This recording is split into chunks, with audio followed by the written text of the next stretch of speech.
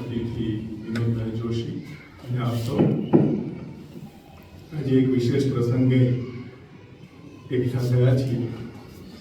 આમ તો ઘણા કવિ સંમેલનો બધું થતું હોય છે, પણ કોઈ એક કવિ પોતાનું એક કાવ્ય 2-2.5 કલાક સુધી સતત વાંચે અને ઓડિયન્સ એને 2-2.5 કલાક સાંભળે એવી ઘટના મારી સાંભળવામાં બીજી કોઈ નથી. પહેલો જ્યારે વિશ્વકોશ ટ્રસ્ટના ઉપક્રમે પઠનનો કાર્યક્રમ યોજાયો ત્યારે હું પણ ત્યાં હતો. લગભગ 2.5 કલાક વિનોદભાઈએ સૈરંદ્રીનું પઠન કરેલું અને બધા છેક સુધી સ્થિર થઈને બેઠા હતા.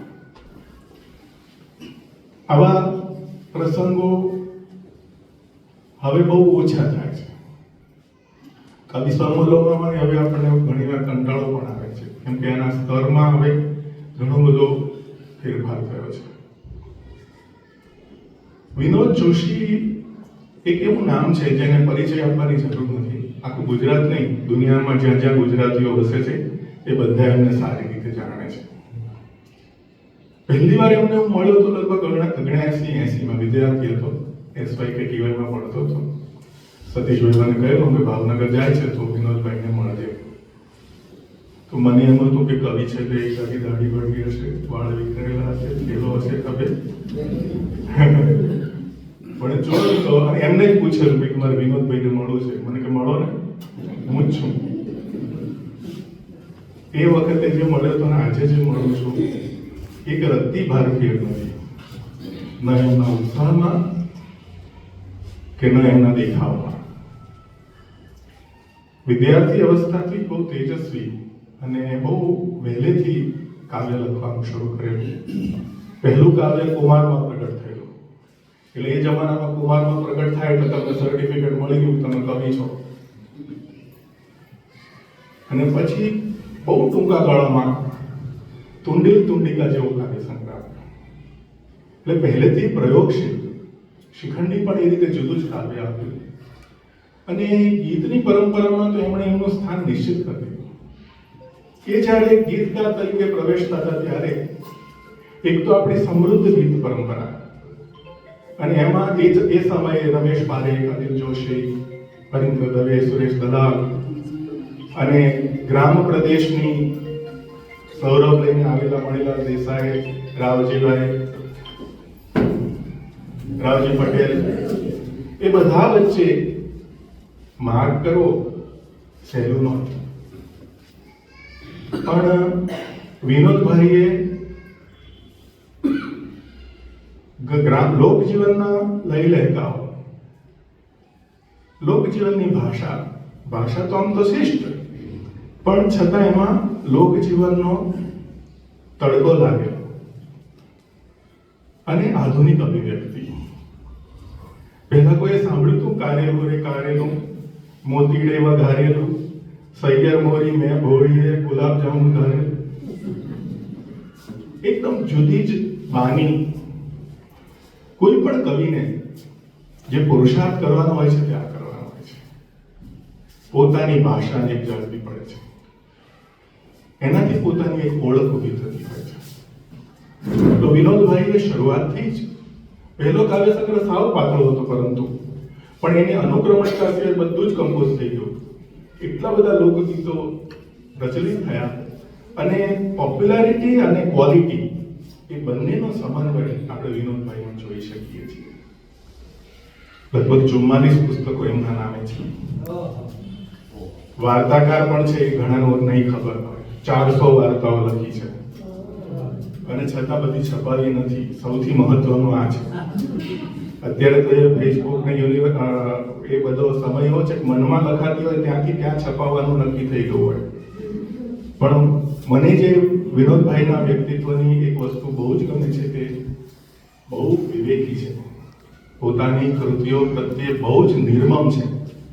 જ્યાં સુધી એમને સંતોષ ના થાય ત્યાં સુધી વારંવાર એને ગૂંથે છે. એક ગીત હોય કે બીજી કોઈ કવિતા, ગીતે ગણગણતા ગાતા લયમાં આવે અને એ રીતે ગીત લખે. આજે આપણે સૈરંદ્રી વિશે સાંભળવાના છીએ. મહાભારતની કથા તો ખજાનો અને સદીઓથી એના ઉપર કામ થતું જ આવ્યું છે. નવા નવા અર્થઘટનો દરેક પાત્રોના થાય. એમણે પણ એક નવું અર્થઘટન સૈરંધ્રીનું કર્યું છે. એક નાનકડો તંતુ મહાભારતમાં એમણે લીધો છે. સૈરંધ્રી એટલે કે વનવાસમાંથી જ્યારે એ લોકોને વનવાસ નહીં પરંતુ અજ્ઞાતવાસની અંદર જ્યારે છેલ્લું વર્ષ હતું ત્યારે એક વૃક્ષ નીચે બેસીને યુધિષ્ઠિરે બધાને જવાબદારી સોંપી કે આપણે વિરાટ રાજાને ત્યાં આ કામ કરીશું. એક અંક બન્યા હતા યુધિષ્ઠિર, કેમ કે એ જમાનામાં જુગાર રમવું એ પણ એક ક્વોલિટી ગણાતી. એ શીખવાડનારા પ્રોફેસરો હતા, એમાંના એક યુધિષ્ઠિર હતા. અને દ્રૌપદીને ભાગે સૈરંધ્રી બનવામાં આવ્યું. સૈરંધ્રી એનું નામ નથી, એ એનો વ્યવસાય છે. રાજાની જે મુખ્ય દાસી હોય એને સૈરંધ્રી કહેતા. એક પોસ્ટ છે એ બ્યુટિફિકેશનમાં ક્વોલિફાઈડ હોય સારી, એટલે રાજાની રાણીને એને રીઝવી અને એની પાસે કામે રહેલા.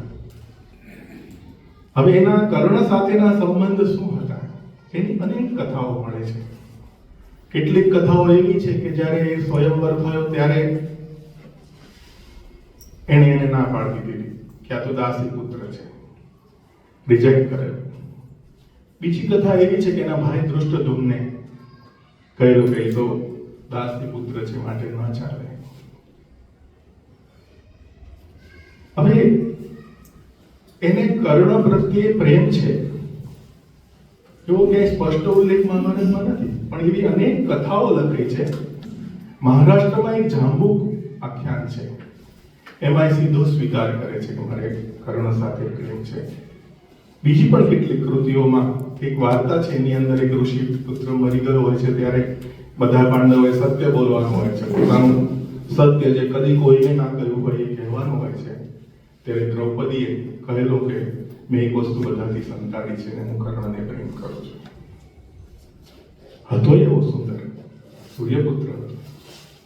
કોઈ પણ સ્ત્રીને એને જોઈને પ્રેમ કરવાનું મન થાય એવો ગુણી હતો. અર્જુન કરતા પણ સમર્થ હતો.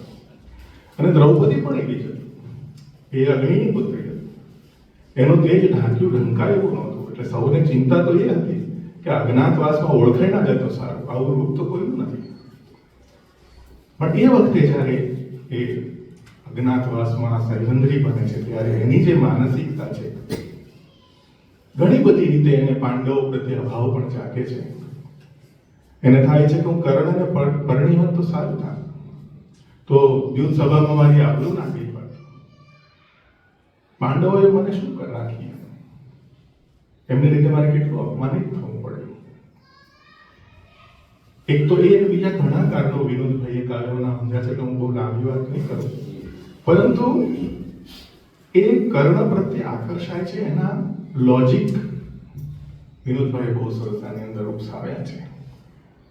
બીજું આ કથા જે છે તે ઘણા ફેસબુકના વિદ્વાનોએ બાંધાઈ લીધેલા આપણે ત્યાં જે છબીઓ આપણા પૌરાણિક પાત્રોની હોય છે, તો કેટલાકની લાગણીઓ બહુ હોય જતી હોય છે. તો એ લોકોએ મહાભારત તો વાંચ્યું નથી અને મૂળ કથાઓ સુધી કોઈ જતું નથી. પરંતુ એક અદ્ભુત કવિતા એમાંથી રચી શકાય. આમ તો નાટક રચવાનું હતું, કવિતા રચાય, પણ આનંદ એ વાતનો છે કે એનું નાટક પણ હમણાં ભજવાય અને અંગ્રેજીમાં અનુવાદ થયો છે, હિન્દીમાં અનુવાદ થયો છે. અને હજી આ પરફોર્મન્સ જ છે. એટલે બધે વિનોદભાઈ આપણી સામે કરવાના છે, એક પ્રકારનું પરફોર્મન્સ જ છે. એટલે એમાં નાટ્ય તત્વ પણ છે. એટલે વધુ હું સમય નહીં લઉં, કેમ કે આપણે વિનોદભાઈને સાંભળવા છે. પરંતુ એક અદ્ભુત આજે પ્રસંગે આપણે ભલે થોડી સંખ્યામાં છીએ પણ ઉપસ્થિત છીએ. વિનોદભાઈનું સ્વાગત. ધન્યવાદ.